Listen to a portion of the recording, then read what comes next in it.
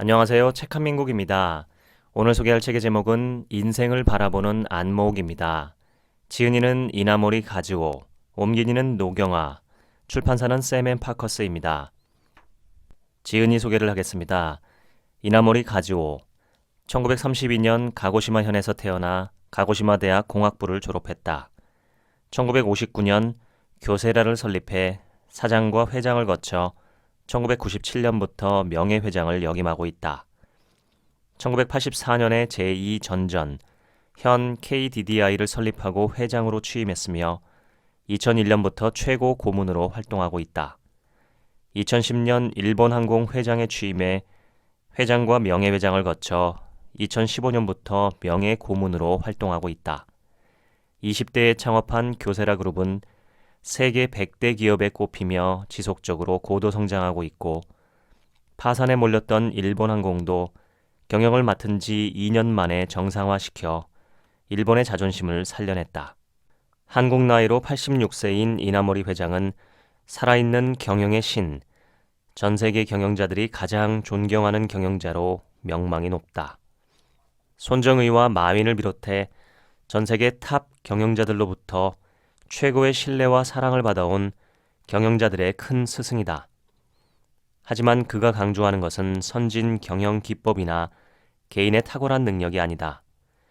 오히려 개인과 조직의 재능을 경계하고 탐욕과 화와 어리석음이라는 삼독을 주의하라고 늘 강조한다. 능력이나 열의는 물론 높을수록 좋다. 그러나 그보다 사고법이 마이너스인지 플러스인지가 더 중요하다. 사고법의 높고 낮음이 인생과 일의 성과를 결정적으로 좌우한다고 말해도 과언이 아니다. 능력과 열의의 점수가 아무리 높아도 사고법이 마이너스라면 인생의 결과도 꼼짝없이 마이너스가 되고 만다. 세상에는 자신의 인생이 잘 풀리지 않는 이유를 오로지 외부에서 찾으며 핑계와 불평불만을 일삼는 사람들이 있다. 그들은 남을 시기하고 세상을 원망하며 착실한 삶의 가치를 부정한다. 그런 사고법을 갖고 살면 인생의 결과는 오로지 마이너스가 될 뿐이다. 그런가 하면 힘든 일을 겪으면서도 그것을 진지하게 받아들이는 사람들이 있다. 자신에게 분명히 밝은 미래가 펼쳐질 것이라 믿고 긍정과 낙관의 자세를 잃지 않는 사람, 매사에 더 많이 노력하려고 애쓰는 사람도 있다.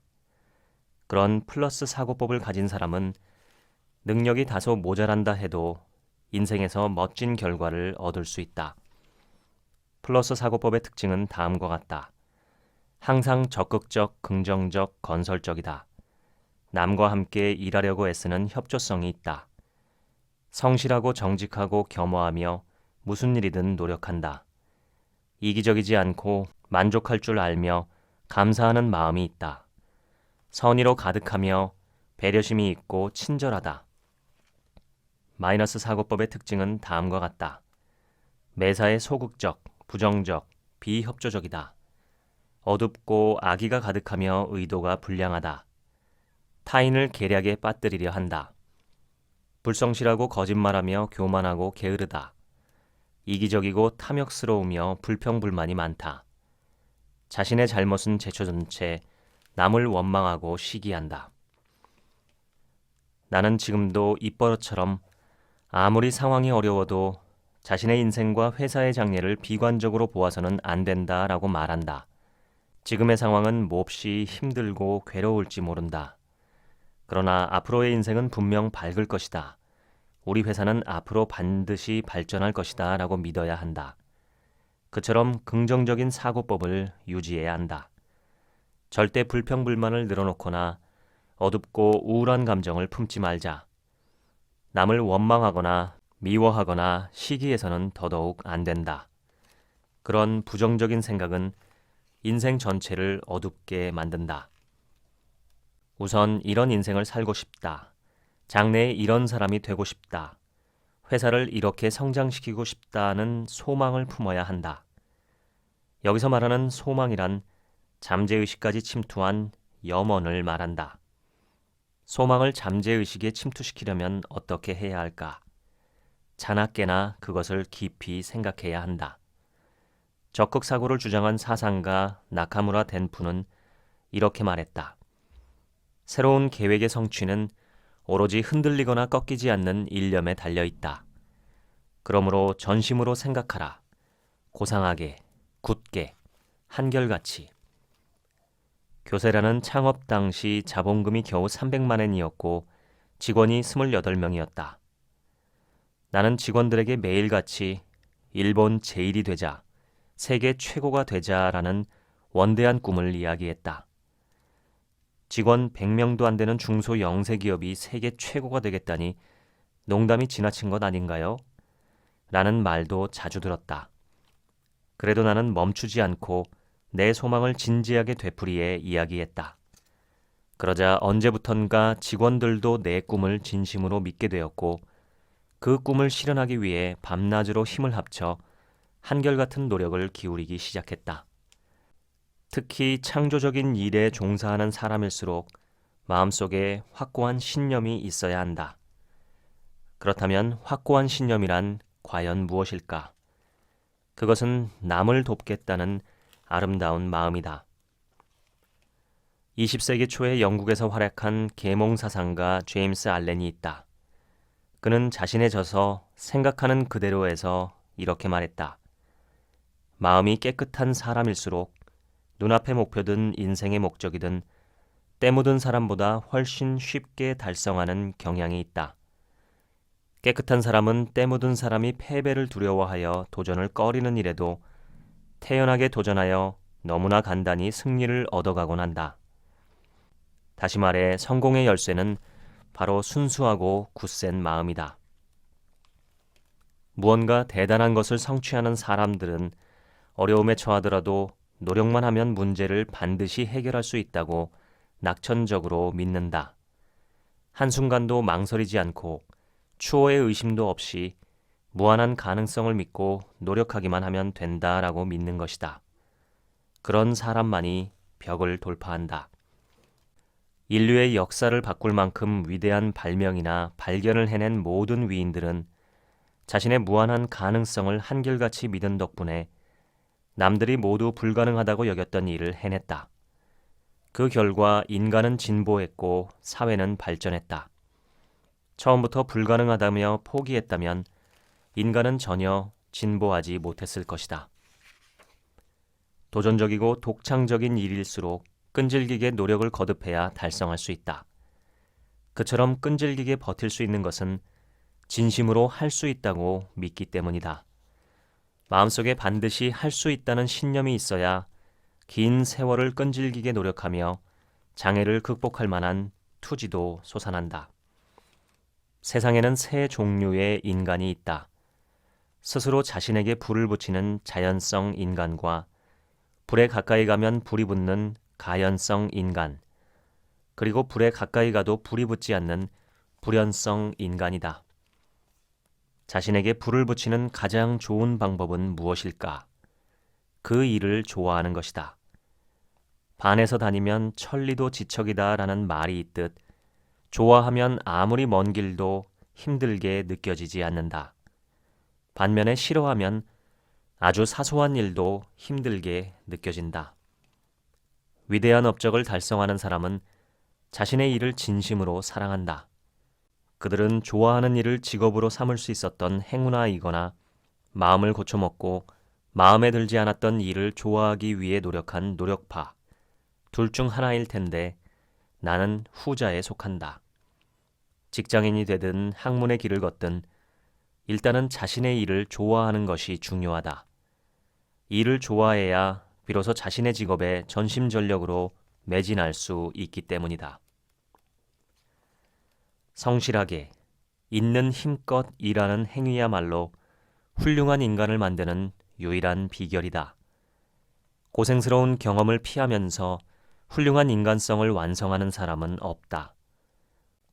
지금 형편이 어떻든지는 중요하지 않다.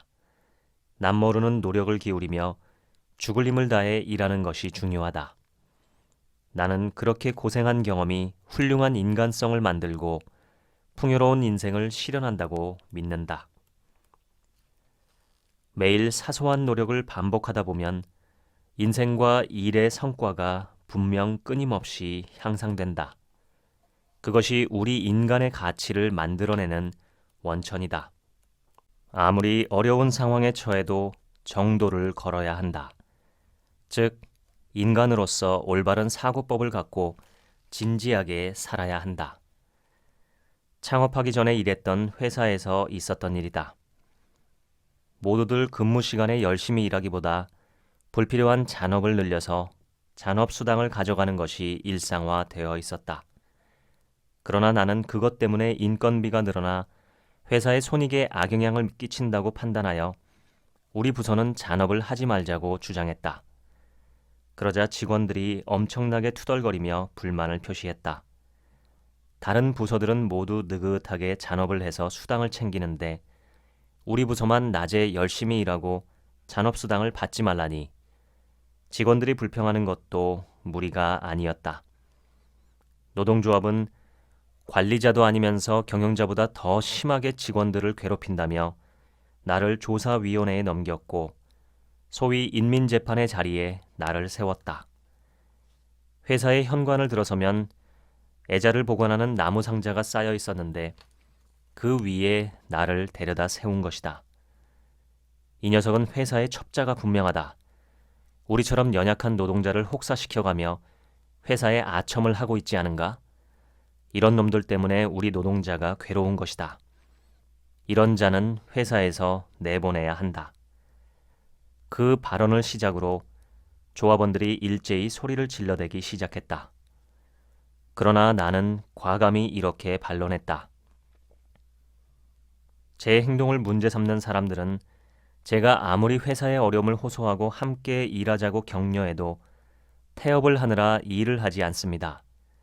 그들의 말에 귀를 기울인다면 이 회사는 반드시 망할 겁니다. 한 번은 직원들이 돈을 주고 사람을 사서 밤에 나를 습격하기도 했다. 그때 입은 상처가 지금도 얼굴에 남아있다. 하지만 내가 다음날 아침에도 붕대를 둘둘 만 채 출근을 하자 모두 깜짝 놀라서 그 후로 그런 시도를 하지 않았다. 나는 내가 올바른 일을 한다고 믿었다. 동시에 올바른 일을 하는데 왜 아무도 이해해주지 않을까? 아니, 왜 모두가 나를 미워할까라고 깊이 고민했다. 그러나 부하들이 나를 싫어하더라도 역시 옳은 일을 옳다고 말해야 한다는 결론에 도달했다. 나는 내가 올바르다고 믿는 길을 걷기 위해 노력했다. 많은 상사와 선배 그리고 부하가 그런 내 자세에 매료되어 나를 따라주기도 했다. 그리고 그들은 결국 교세라의 창업 멤버가 되어 나와 함께 회사를 발전시켜 주었다. 나는 여전히 스스로에게 자주 묻는다. 인간으로서 무엇이 올바른가? 그리곤 가슴에서 우러나온 대답을 따라 올바른 길을 간다.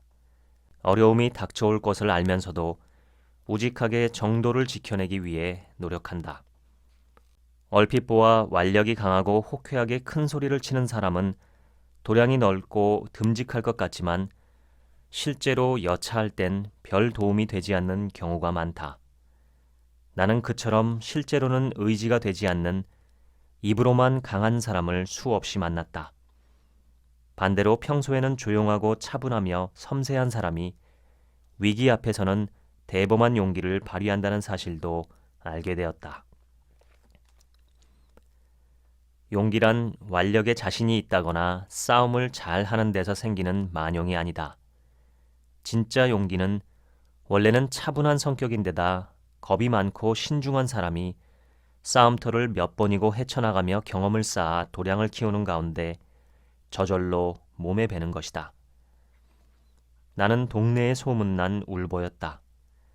초등학교 때는 어머니가 나를 교실에 들여보내고 돌아가려 할 때마다 겁에 질려 울음을 터뜨렸다. 대학을 졸업하고 가고시마 사투리를 고치지 못해서 표준어를 써야 하는 전화통화를 두려워했다. 전화가 울릴 때마다 다른 사람을 데려와서 받게 했을 정도다. 나는 그만큼 겁이 많고 소심한 시골 청년이었다. 교세라를 창업할 당시에는 나처럼 미덥지 못한 시골 청년이 과연 회사 경영을 제대로 해낼 수 있을지 매우 불안했다. 하지만 내 머리는 무슨 일이 있어도 이 회사를 망하게 해서는 안 된다. 어떻게든 이 사업을 성공시켜야 한다는 일념으로 꽉 찼다. 회사를 지키고 직원을 지켜야 한다는 의무감과 책임감이 소심한 나에게 용기를 주었다. 어떤 어려움을 만나더라도 용기를 내어 문제에 직접 부딪히는 것이 가장 중요한 듯하다. 이 용기는 상대를 배려하는 마음에서 나온다. 자신은 어떻게 되어도 좋다고 생각하고 자신을 버릴 수 있을 때, 상대를 위해 진심으로 애쓸 때야말로 진짜 용기가 솟아나는 것이다. 나는 종종 교세라 직원들에게 이제 더는 못하겠다는 생각이 들 때가 바로 시작이다 라고 말한다. 나는 상황이 아무리 어렵고 힘들어도 포기하지 않고 끈질기게 고객을 찾아다니며 주문을 받아내려고 애썼다. 실제로 교세라는 나중에 계열사도 아니고 신용도 실적도 아무것도 없어서 거래가 불가능하다라고 거절했던 그 대형 전기회사로부터 세라믹 제품을 주문받게 되었다. 무엇보다 중요한 것은 가능성을 믿고 끊임없이 해결책을 찾고자 하는 자세였다. 나는 아무리 어려운 상황에서도 뭔가 반드시 해결책이 있을 거야 라고 믿으며 열심히 대책을 궁리했다. 어떠한 어려움이 있더라도 가능성을 믿으며 결코 포기하지 말고 끈질기게 생각하자. 오늘 하루를 열심히 살면 내일이 자연스럽게 보일 것이다. 내일을 열심히 살면 일주일이 보일 것이다. 일주일을 열심히 살면 한 달이 보일 것이다. 한 달을 열심히 살면 1년이 보일 것이다. 올 1년을 열심히 살면 내년이 보일 것이다.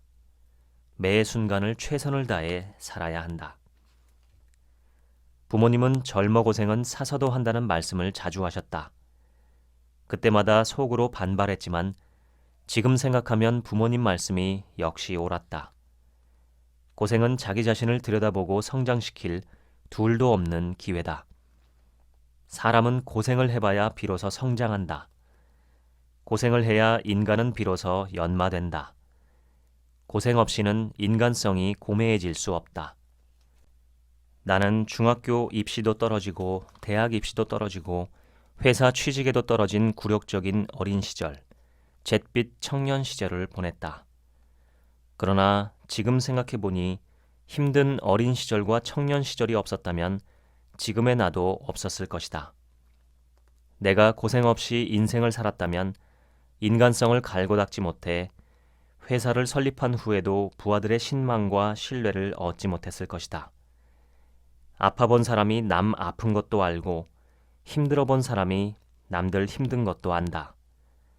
어릴 때부터 고생을 많이 한 덕분에 인격이 조금이라도 다듬어졌고 어쩌면 그 힘으로 경영자로서의 사명을 감당할 수 있었는지 모른다. 다시 말해 내 어린 시절의 고생과 불운은 지금의 행복을 얻기 위해 하늘이 내려준 멋진 선물이었다. 이미 일어난 일은 어쩔 수 없다. 잘못을 깨달았다면 쓸데없이 고민하지 말고 다음에는 실패하지 않도록 새로운 생각과 새로운 행동을 개시하자. 지나간 일을 진지하게 돌아보고 깊이 반성하는 것은 좋지만 슬프고 우울한 감정에 허우적거리며 정신적 피로를 쌓아서는 안 된다. 나는 이제까지 크고 작은 어려움을 겪었고 뼈저린 후회도 많이 경험했다.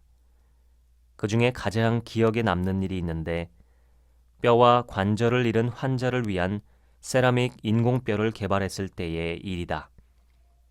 우리는 고관절이 손상되거나 허리뼈가 마모되어 걷지 못하는 환자를 위해 세라믹 인공 고관절을 개발했다. 동물 실험 등 필요한 실험을 전부 마치고 후생성의 인가를 받아 세라믹 인공 고관절을 출시했다. 이 제품은 성능이 매우 뛰어나다는 평가를 받고 전국의 유명 대학 병원에서 쓰이기 시작했다.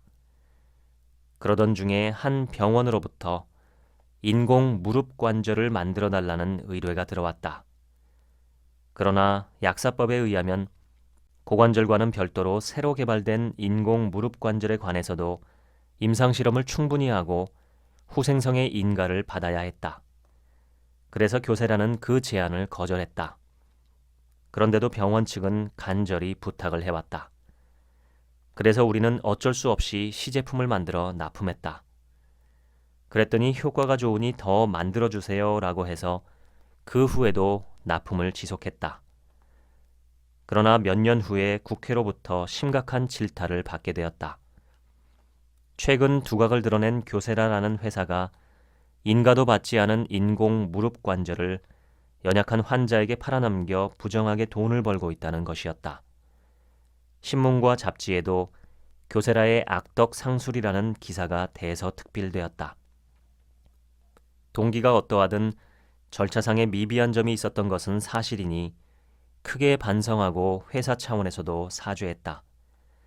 또 1개월 조업정지 처분을 받아들이는 동시에 관련된 환자의 치료비도 회사가 전액 지불할 것을 결정했다. 사내에 특별감사 대책본부를 설치하고 재발 방지를 위해 관리체제도 개선했다. 그럼에도 악덕상술이라는 말이 신문 잡지에 연일 올라왔으므로 무척 견디기 힘들었다. 그때 나는 평소에 가르침을 주셨던 스님을 찾아갔다. 스님은 웃으며 말씀하셨다. 이나모리 씨, 괴로운 건 살아있다는 증거입니다. 살아있으니 그런 괴로움도 당하는 겁니다. 죽으면 그럴 일도 없지요. 그러니 괴로운 건 살아있는 증거입니다. 오히려 축하할 일입니다. 나는 고난을 견딘 사람과 그렇지 않은 사람의 미래가 전혀 다르다고 생각한다. 고난에 맞닥뜨렸을 때 좌절하여 단념하거나 타협하는가? 아니면 그것을 극복하려고 더 노력하는가? 여기서 인간의 성장이 결정된다. 어떤 사람은 시련을 밝고 솔직하게 선의로 받아들여 적극적이고 끈질기게 극복하려고 노력한다. 한편 다른 사람은 시련을 왜곡하여 어둡고 비관적으로 받아들인다.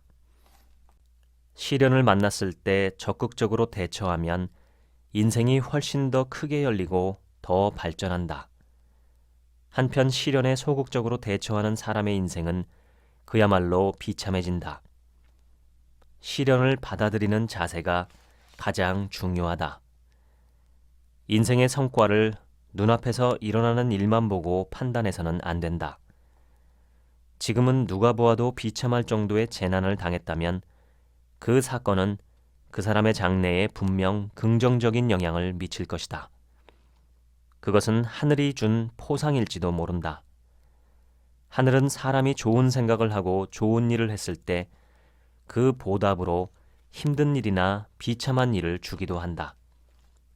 그 고난에 어떻게 대처하느냐에 따라 앞으로의 인생 항로가 달라진다.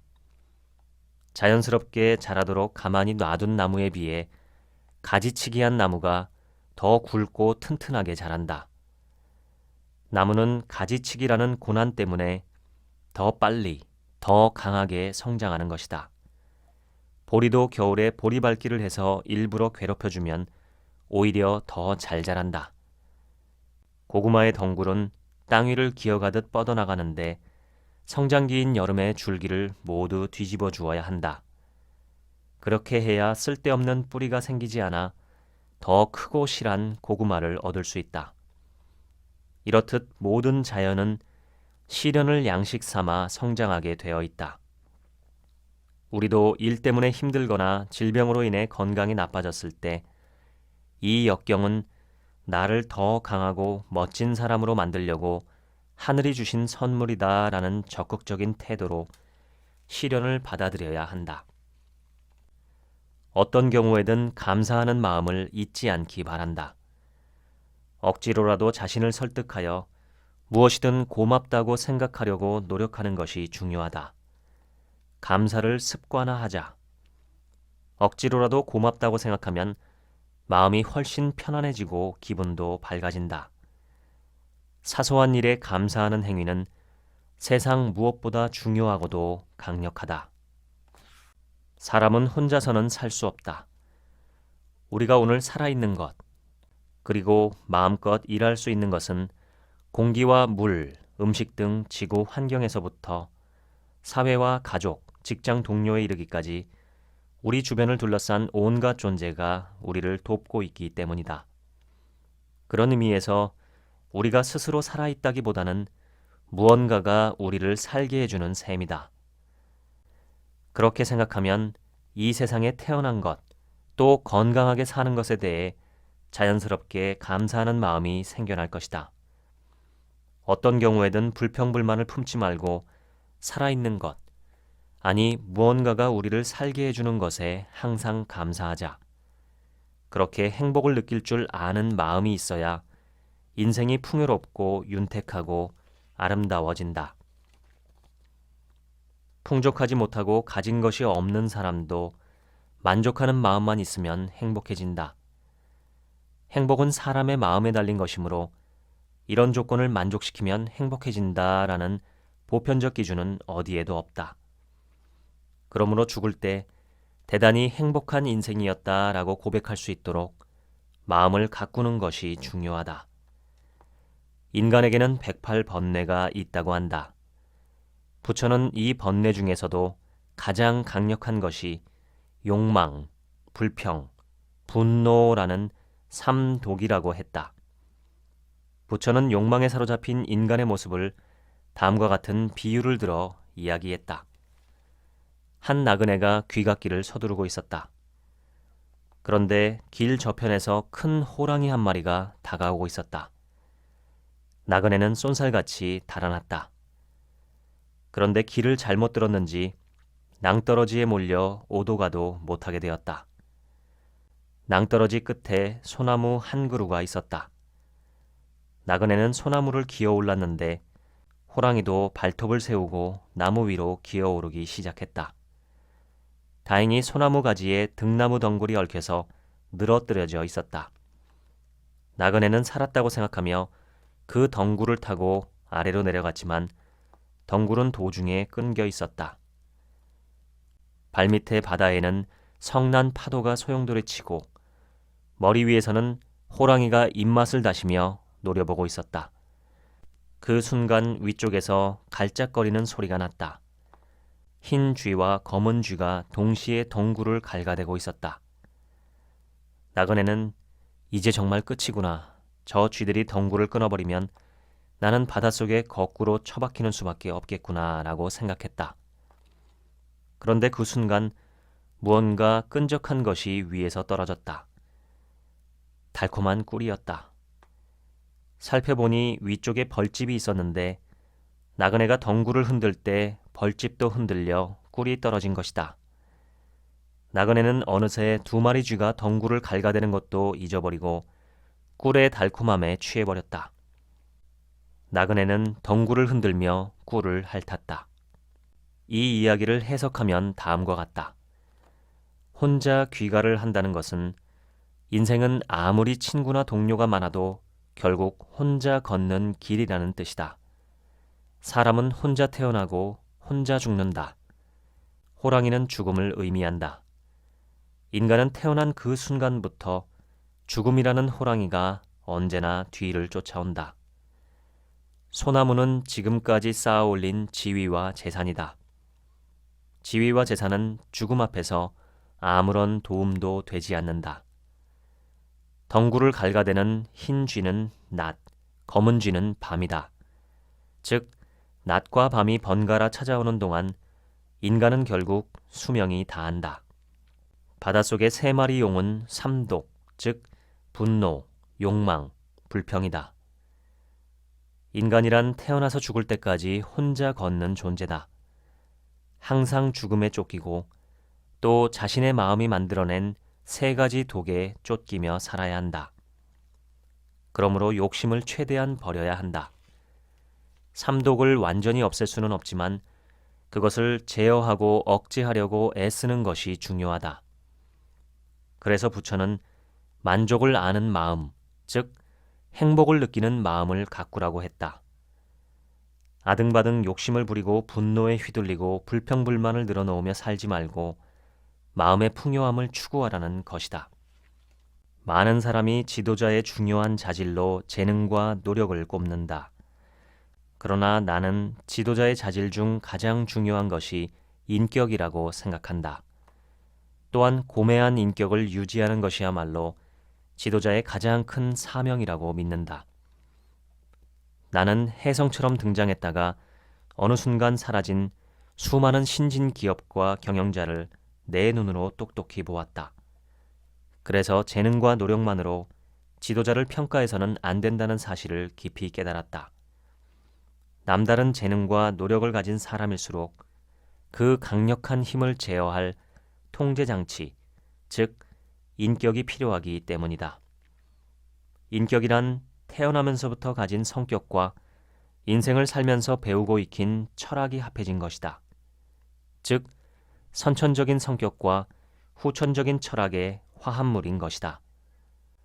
그렇기 때문에 후천적으로 훌륭한 철학을 익혀 인격을 가다듬는 일에 힘쓸 필요가 있다. 그런데 유의할 점이 있다. 아는 것과 실천하는 것은 전혀 다르다는 점이다. 그러기 위해서는 자신의 행동을 매일 돌아보고 반성해야 한다.